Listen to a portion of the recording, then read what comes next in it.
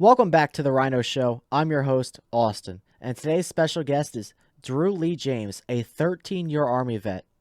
He's been living through a medical hell. He received 2 doses of the Pfizer vaccine.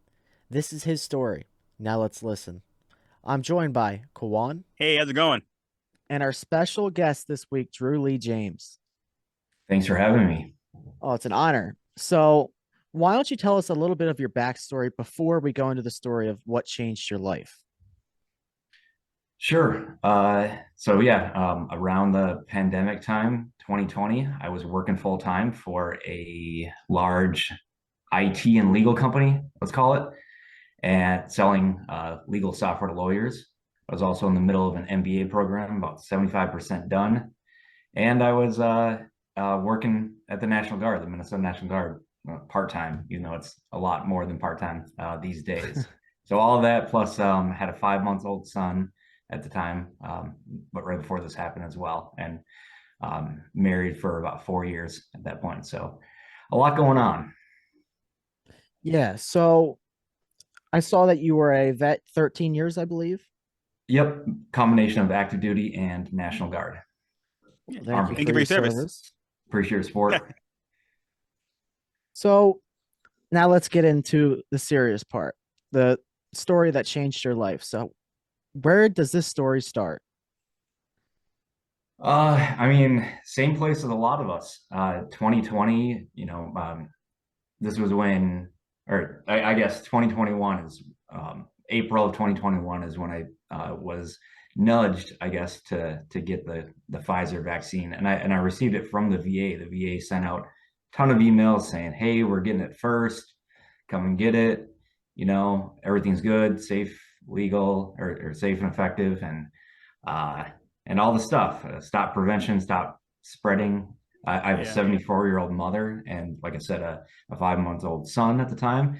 And so they said, don't kill grandma. So all these things just Yeah. nudging. James Lindsay has been recently talking about nudging, Yeah. nudging in this direction. Yeah. Yeah. There's super vaccine. They'll give you like super strength. It's like super speed and like cure cancer. This wonder drug and like they make you they Yeah. politely ask you to take or else. Yeah. At the time, I just thought, take it and get it over with, and we can move on with our lives and go back to doing what we're doing, go to movie theaters and Yeah. the whole stuff. But not quite the case. No. No. They kept moving the goal. Yeah. They just kept moving the goalposts each and every time. So in your position, obviously they were nudging people. Was this a large majority of people that ended up taking the vaccine? Yeah, as far as I know, I was kind of on my way out of the military at the time that this was happening. I believe I got both shots while I was still in, and then the paperwork finally ended around that May time.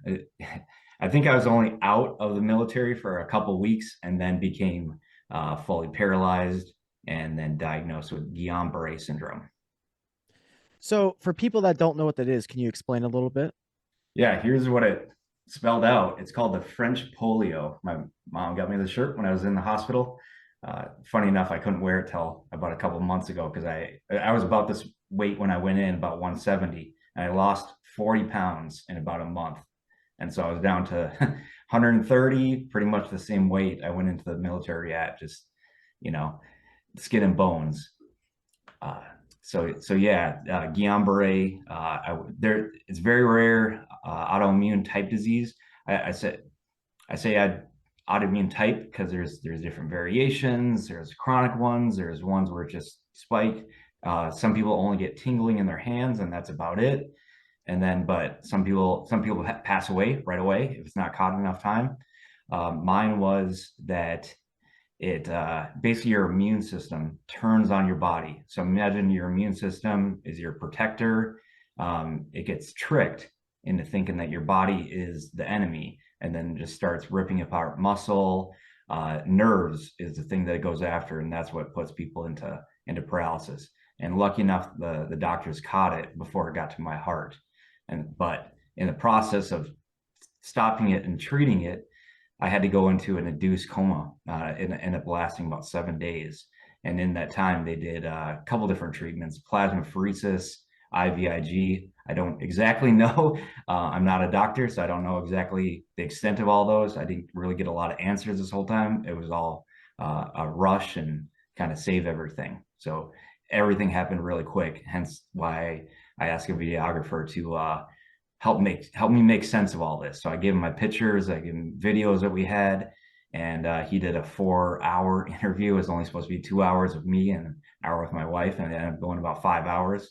So a lot got put into that 30-minute one that you saw, Austin. And then I also broke it up into smaller 5-minute segments. Yeah, and that was a great informative video, and I encourage everyone to go check it out. Your YouTube is Drew Lee James SWA, correct? Correct. Yep. And it's on you. The trailer is on Twitter as well.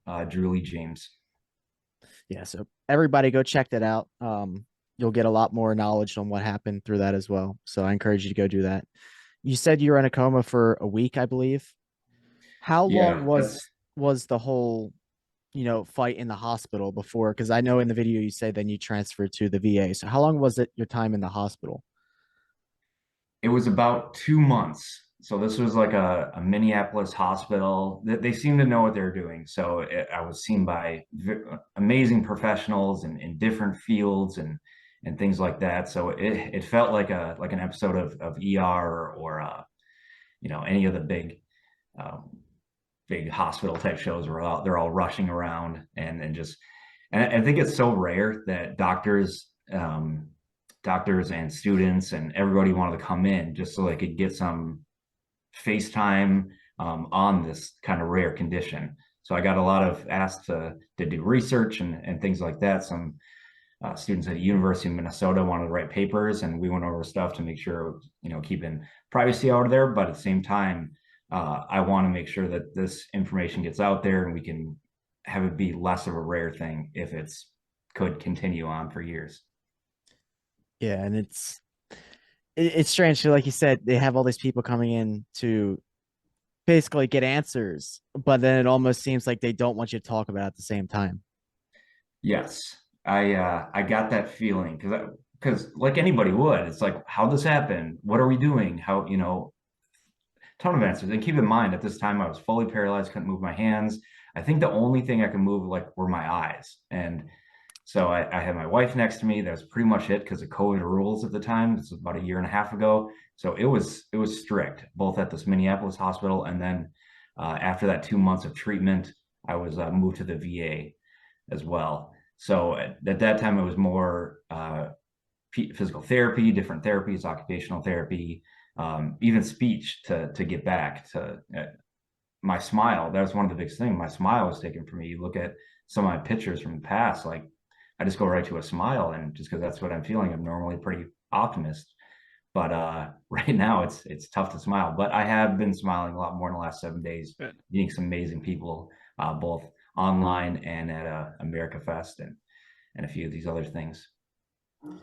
Yeah, that's I've never been to Amfest. We were just talking about that earlier, Yeah, but we were. I bet that you got your story told to probably a bunch of people down there, I imagine, right? Yeah, I just kind of got pulled to go to it. I've never been anything like this before, TPUSA or anything, conservative type or Yeah. political or however you want to classify these things. I've been to conventions and things like that for work, but never just kind of for this. So kind of on a whim. I think I heard on Timcast IRL one night. He's like a couple months ago. He's like, "Yeah, I think we're going to Amfest. Maybe I shouldn't say that." And I'm like, "Oh, that kind of caught my ear." And then I just looked into it a little more, and I'm like, "I'm gonna go for it. Why not?" Yeah. I'm trying to become more active. I went on a couple trips this past year with some support, and so I was able to make it through the airport and stuff. Unfortunately, I have to take this a wheelchair with me since I can't walk these exhibit halls and stuff like that. So I was Yeah. locked to there a little bit, but at the same time, I was able to talk to many people. I just went up to the media and I'm like, "Hey, I got this story. I don't know if it's a story. Here's what happened to me, vaccine weeks after. Would anybody want to talk to me?" And it kind of just spread around like that. And people were amazing. I did, I think, 2 or 3 kind of 20 or 30-minute podcasts while I was there. Unity Project was a cool one. And yeah, everyone is very helpful. I was kind of hesitant at first because I'm like, Mhm. okay, maybe it's going to be all non-vax people and they're just going to hate me. And what'd you do? And I'm like, and I would say like, yeah, I guess I should have looked into it more, mistakes happen, That's okay. Yeah. but no, everyone was extremely welcoming and it was cool. Yeah, no, yeah, it can be really, really hard nowadays to like talk about certain stories that they don't want you to talk about in the normal media. So it's really good that you're able to find support in that community and kind of be able to tell your Yeah. story in those ways. And you don't know what's real. Like you watch things online, and I watch long form podcast, video, all these things, and and then actually I went there, and these are real people talking about Yeah. real issues, and yeah, it's kind of cool to see both sides of it. I, I ran into a lot of amazing people. Got pictures. I'm slowly putting a lot of them on my Twitter right now, so it was really cool. Met very encouraging people, both famous and not too famous. Yeah. That's great. So we left off in the hospital. So when you switched to the VA, how did that look for you? What was Yeah, different switching to the VA? it was very tough because I was I was I was in a position where they're like, we don't know what to do with you. You're not well enough to be thrown into physical therapy and just kind of go with everything because it probably would have been too much at the time. But Hmm. at the same time, the only other option was to put me in a long-term care unit at basically a place where I just go and sit on like a vegetable and they just barely check on me or something like that. Everyone said, we don't really want to send you there, but you're not ready for physical therapy. And either my wife or myself came to the idea, it's like, why not the VA? Like before this, I was pretty healthy, not going to the doctor often, and, active, in lifting and stuff like that. And then it's like, all right, just call a V, like, let's check on this. And then it worked out. They end up having a spot in the spinal cord unit and were able to get me there. I had to like take a COVID test before I left the hospital, be quarantined for 7 days, go there, take a COVID test, and then quarantined for another 7 days. It's like, what are we doing here? But Yeah. I'm like, Yeah. it was worth it because then I got to a spot where the VA is great. Everyone has different experiences. My experience at the Minneapolis VA was incredible because you had that feeling that everyone there was there to help veterans. Only veterans go there, so obviously they have something in their heart, in their faith to help people that have served the country. So I kind of kept that in the back of my mind, even on the really tough days. That's good. That's good. Fantastic. Yeah. So your physical therapy, what did that look like? How long was the recovery in the VA before you were able to be released? I was, and you can see in some of those pictures, I was laying in bed. Like I said, when the paralysis like left, I think my shoulders are the first one to go. Then it's the arms and legs. The legs are long. I'm still in physical therapy to this day, 18 months later, because I still have neuropathy, meaning nerve pain. It's more complicated than that, but basically every step I take, it's like I'm stepping on Legos. Even at its best, it's like I'm stepping on Legos. At the worst, it's like knives or electricity Mm. or just like you kind of like when you hit your funny bone like Mm. that and you do like a jerk. It's like that every time I take a step. So yeah, I don't know. It's like a lot of situational awareness. Got to keep. I kind of got to do mental plans in my mind every step I take. Dangers around the corner. Any little thing. I think having that situational awareness from the military has helped me out in that situation. But physical therapy has been great. Like I told him, I'm like, okay, here's one story. My number one goal was to get back to my son because he couldn't come in the hospital. I think nobody under 13 years old at the time could even come visit. So I was laying in this hospital bed. He's back home, not too far away, about 30 minutes away. Uh, and the toughest part was they're like, oh, I can't come in, and I was on the first floor. They're like, oh, we can bring him to the window and then put him on the phone or speaker. I'm like, he's 5 months old, like, and this is horrible. But Yeah. we did it anyway. And the cool thing was, he came up and he said his first word. He said "dad" for the first time. So that was a cool moment. Like I wouldn't Yeah. trade that for anything.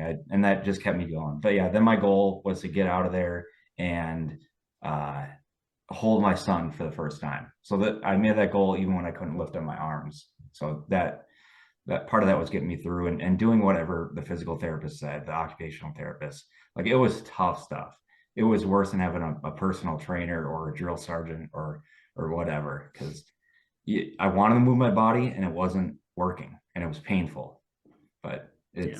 it was worth the toughness. Yeah. I think one of the worst parts of that COVID kind of era, people think it was like, oh, it's the losing jobs, it was the like, the like, for vaccines, which, like, which are all terrible.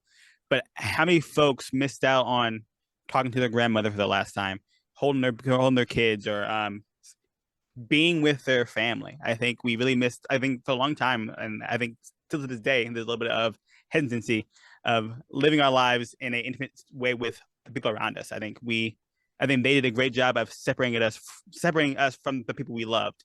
And for you, like, that meant, like, not being able to see your child for a while, and dealing with your issue in your health, and being separated from, like, the people you loved. And that, I think, had a much bigger impact than people on that kind of side wanted to kind of say.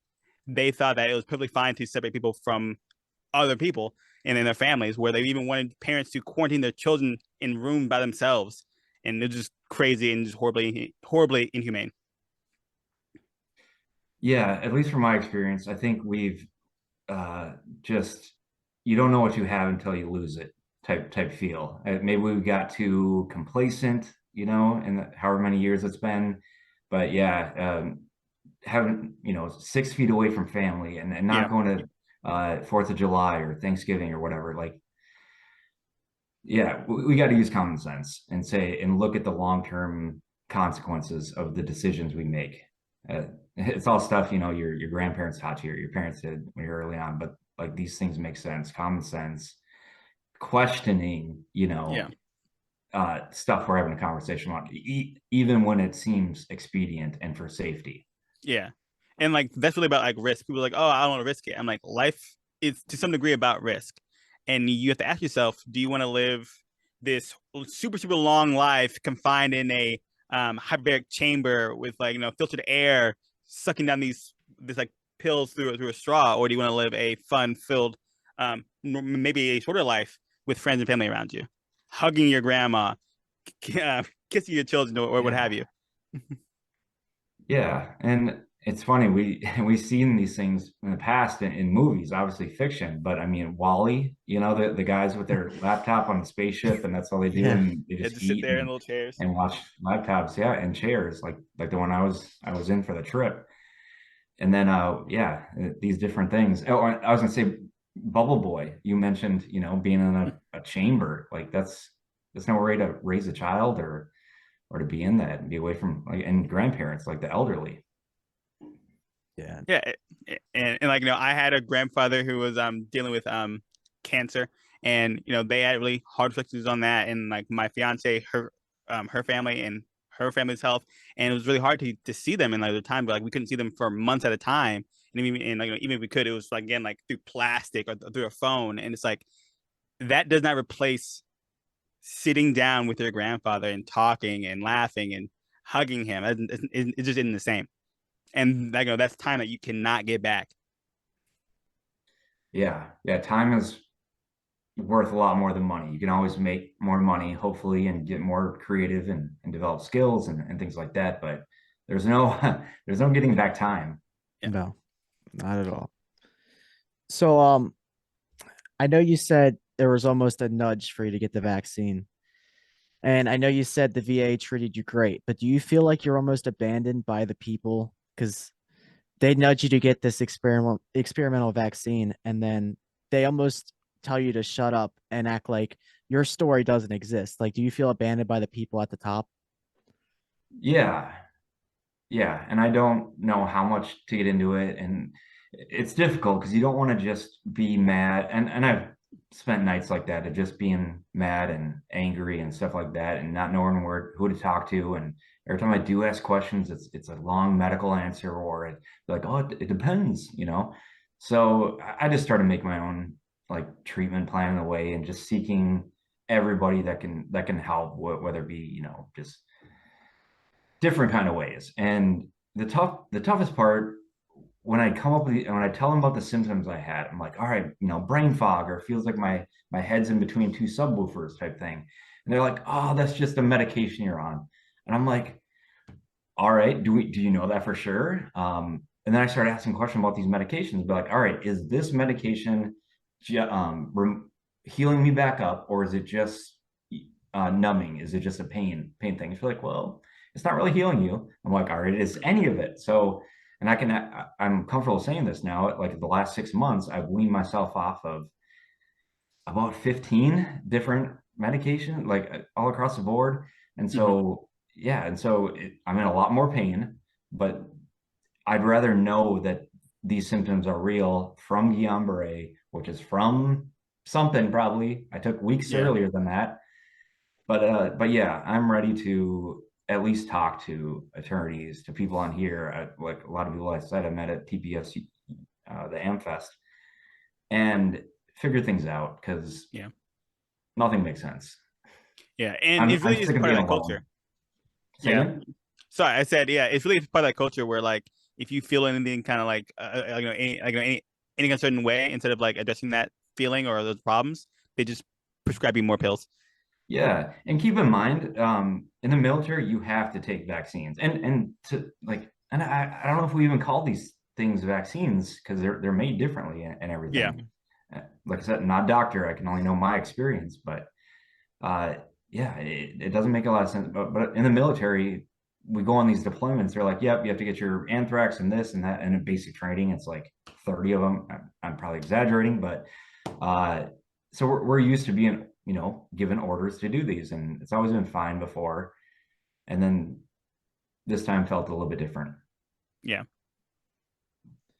So I guess one question I have is for people were obviously it's hard to say, but like what advice would you give to somebody that's unsure? Like obviously said you didn't know much about it, but you had to get it, well, you were nudged into getting it. You know what I mean? Like, do you have any advice to people that may be in that position? Yeah, I met a couple of amazing guys at the event that are in the military, and they're being told to get it. I don't know where it is in the lawsuit right now, but military members are still being ordered, like physically, or like when I say physical, the typed of orders saying you have to get this or you're going to be out. And I think some people have been out, and they're probably gonna. I know they're rallying together, but there's a ton in. I think our college was like the big scene at this Mhm. event. So there's a lot of military people that are in the National Guard or in ROTC or whatever, and they're under these same nudges or orders or whatever. And my advice, if you even want to call this advice, but it's just uh, whatever they tell you, get it in writing, get copies of it, and then share it around and ask if it makes sense. I put on Twitter earlier that like seek wise counsel and talk to as many people as you can and develop knowledge, make your own decisions. And even if they're telling you to do something, it may be the wrong thing. We find out later, but Mhm. that will be your problem, not theirs. So Yeah. right now, this is my problem that I'm dealing with, which is really tough on me because my son is going to have a different life than if I maybe would have not taken this. So it's really tough. That's one of the most difficult parts is his rights are my responsibility as his father. So I want to teach him to critically think, question things that people say with their mouth and then look it up. Mhm. Like I'm learning case law and law journals and medical journals and just learning how this stuff works and just so I can have that knowledge for the next time around that something like this happens. And of course, it'll probably look a little bit different, but we all might get that similar spidey sense. Yeah. So, I mean, not to get too personal here, you don't have to go too in depth, but your recovery, you're doing physical therapy, you've done a lot of stuff. What is the end goal? I mean, like, you know what I mean? Like, how much more work can you do? Like, what symptoms will go away and what is permanent? Because I'm not too familiar with everything that you're going through. Yeah, so right now I believe, and neither am I.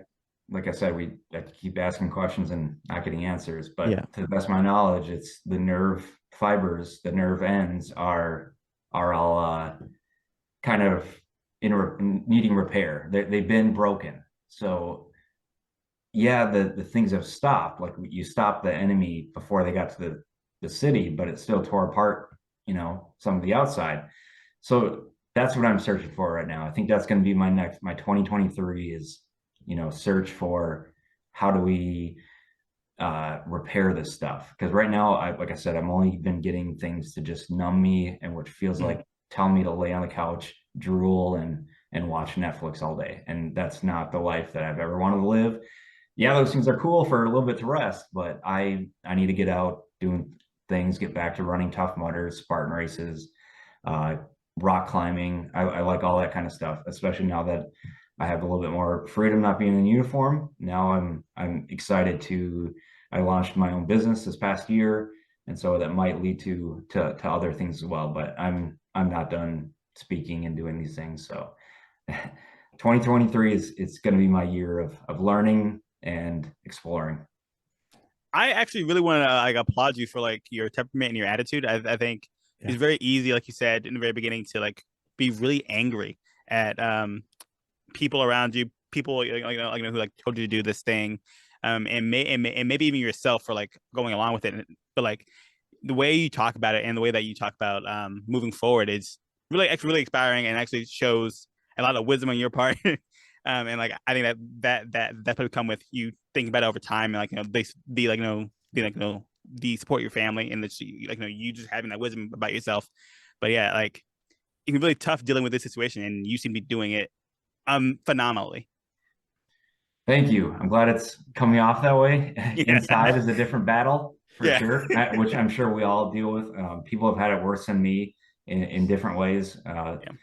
and better as well. But I heard a quote that every 10 years you go through some kind of life crisis, whether it be a medical illness, a death in the family, divorce, having a kid, all these things. So it's tough. It is life. I can't just sit around and do nothing. I got to grow from it. And I think it might sound cheesy, but really however, if I can be a net positive and stop something bad from happening to somebody else, even in some kind of way, even by saying one video or one tweet, I don't know, and somebody can learn from my previous decision under the conditions that I found myself in, then I mean that makes it all worth it. So Yeah. it's And like the one thing that somebody called me, they're like, well, if anybody was going to get it, my friends are like, we're glad you got it because you're positive and active and you can get through this more than I could. I'm like, thanks. I don't know if that's a compliment. Interesting. I'll take it though. Yeah. And as someone else who started my own business during the same kind of time when they were firing everybody because of the vaccine and all that craziness, I also started my own business because I also didn't want to be. I started my own business because first I was passionate about it, and secondly I didn't want to be beholden to some guy in the office who said, "Oh, you do this, that, or other thing." So I also want to give you props for that.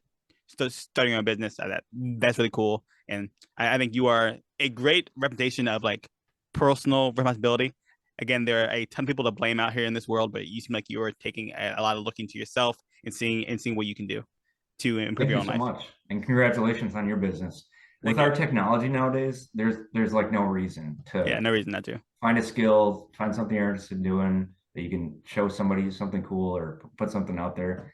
Yeah, kind of the sky's the limit right now. I'm very optimistic for the future. The current dip that we're in right now, we can get through this. Exactly. Yeah. So, Drew, you mentioned you started a business. What is that business? Yeah, it's a lot of things. I've been pulled to finance, I guess, in a couple of years. I don't want to sell any financial products or anything like that, but I want to educate people. I paid off all of my debt, my car payments, credit cards, and student loans made up about 65,000, and we paid that off in about 2 years. So that was incredible, and it's so freeing. Just being able to, that's probably the reason I was able to start a business, of not being overwhelmed by this debt, having to do jobs that you're only doing for the money.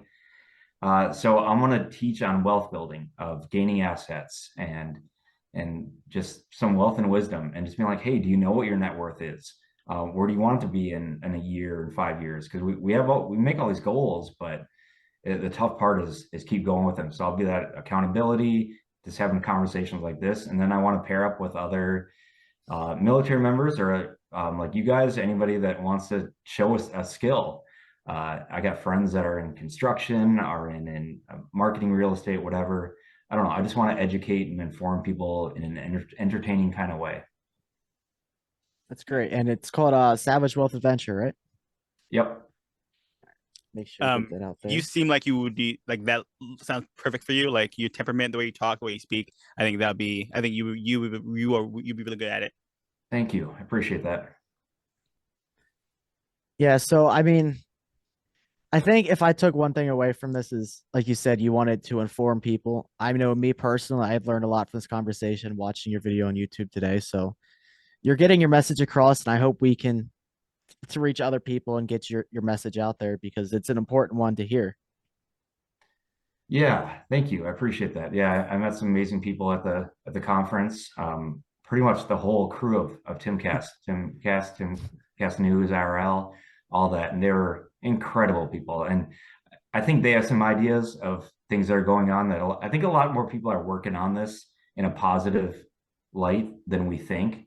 I think we think that we're our voice is alone, however we feel about these different things that are going on. But I think there's doctors, lawyers, media people that are they're making waves, and they're making stuff that are going to pay off. So if you find yourself in a spot where you're alone or feeling like you're forced to make a decision, maybe wait a little bit. Yeah. I've been doing journaling. I've been trying to get on camera as much as I can, just so I can get back to working and becoming full, I guess. And so, yeah, just I want people to know they're not alone if they're feeling like I have for the past 12 months, 18, Yeah, 12. But that's yeah, so true. Like when I was with my old company back then, and they were firing a ton of people, I felt alone by myself as well, and I had to kind of go my own way.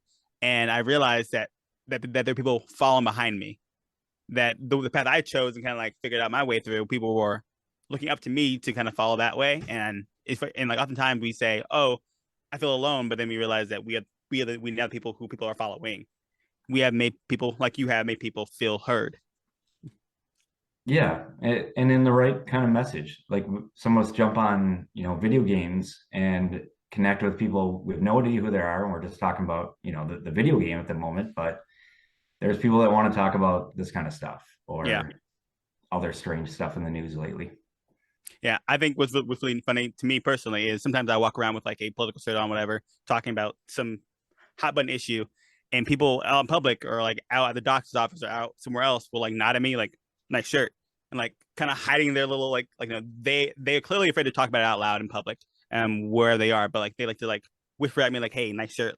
And it's really cool to see how many people see you without you noticing that they see you, and like you can like give a lot of people a lot of hope. Yeah, I think that's how we start. At least that's the only idea I have, is just to get started. Just talk it out. Yep, talk it out.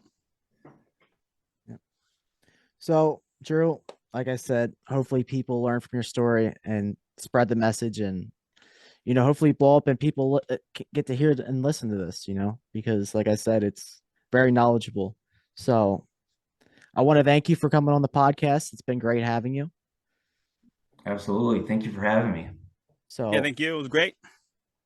yeah, for sure.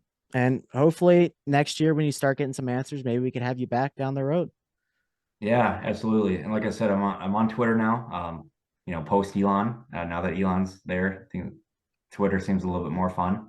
And so yeah, Drew Lee James. I started off with 2 followers less than a week ago, and then Luke Rukowski, was my third follower, because I actually got on to Tim Pool IRL, the live show at Amfest, and I was the last person to do the Q&A on the members only. So I don't know if that can be clipped at all, but I know it's on. I'm a member, so it's on his thing. And I think I did my whole story in about 30 seconds or less, and then I asked a pretty good question at the end about where people think I should go in the next direction. Nice. So, yeah, hopefully we have you back on in the future. That's all sounded fun and all. And we're gonna play this 2-minute video from Drew's YouTube right when we're done here. So make sure you watch that. Then go check out his page and go drop him a follow. See where Yep, this journey goes. Yeah, I'll definitely be following him. Drew, you always have friends with us as well. 2 more followers. Thank you. Yeah, feel free to send a message so I know who you are. Exactly. Will do. So once again, thank you for coming on. Thank you for having me. All right, guys, watch this video and we'll see you guys next week. See you guys next week. God bless. God bless.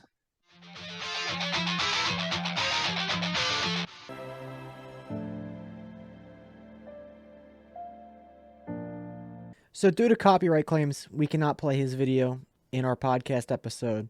So that was all we could show you. Go check out his YouTube, Drew Lee James SWA. Please check it out.